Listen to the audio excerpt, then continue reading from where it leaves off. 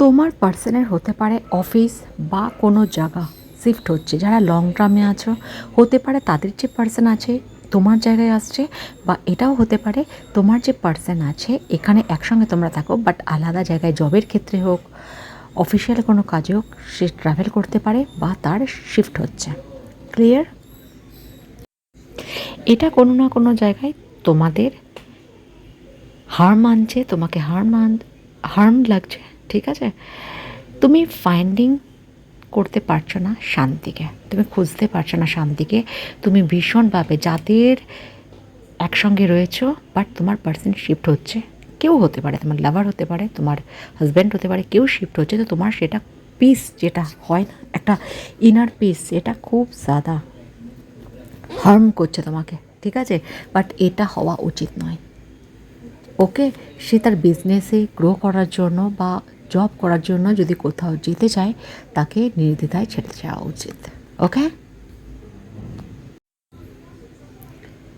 এটা হতে পারে তোমার একটা চ্যালেঞ্জেস, যেটাকে তোমাকে জিততে হবে, ঠিক আছে? হোল্ডিং করে রাখলে কাউকে চলবে না। তোমার যে ফিয়ার ইস্যু আছে তাকে হারিয়ে ফেলার, সেটা তুমি ক্লিয়ার করো।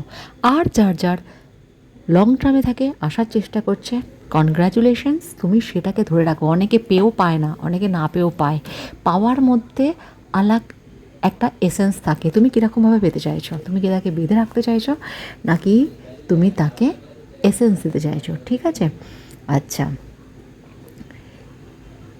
কন্ট্রোল করার কেউ কেউ প্রচণ্ড পরিমাণে চেষ্টা করছে তোমার যে পার্সন আছে তাকে, বাট কন্ট্রোলিং করার চেষ্টা করো না, ঠিক আছে? কারণ কন্ট্রোলিং করে তাকে তুমি পেতে পারবে না। কারণ হচ্ছে কি, সে যদি তোমার থাকে তোমার সব কথা শুনবে, সে যদি তোমায় না ভালোবাসে, তোমার কোনো কিছু কন্ট্রোল তার কিচ্ছু যায় আসবে না, কিচ্ছু যায় আসবে না, ঠিক আছে? বাট সে এরকম নয়, সে তোমাকে ভালোবাসে না এরকম নয়, তার জব চেঞ্জ হচ্ছে, তার স্কিল যেটা আছে সেটা আরও প্রগ্রেস করার জন্য বাইরে যেতে হবে। তুমি কি করতে পারো এই মুহূর্তে? তোমার যে উইল পাওয়ার আছে সেটাকে তুমি কাজে লাগাতে পারো। কি কাজে লাগাতে পারো? তুমি সেটা অ্যাকসেপ্ট করে নাও, ইটস ওকে, দূরে গেলেও কী আছে, সে তো আমারই। ওকে, তোমার যে কনফিডেন্স ল্যাক হচ্ছে, তোমার যে সেলফ কনফিডেন্স ল্যাক হচ্ছে, তোমার যে পাওয়ারলেস মনে হচ্ছে, সেটাকে তুমি হিল করো, নাকি ডিল করো, ঠিক আছে? আর নয়তো কারোর থেকে হিলিং নাও। আমার ওকে থেকে হতে পারে বা কারোর থেকে। নিউ চ্যানেলে এসছো তো ज़रूर सब्सक्राइब करो। ओके, काउंसलिंग हिलिंग রিডিং कुछ भी নিতে ইচ্ছা করে তো ज़रूर নিতে পারো। ওকে, কারোর কমিটমেন্ট দেবে তার পার্সন তাকে, কেউ ম্যারেজ করেও বাইরে চলে যাচ্ছ, আর কারো পার্সন ম্যারেজ করতে আসছে তোমাকে, লং টার্ম যাদের প্রেম সম্বন্ধ আছে।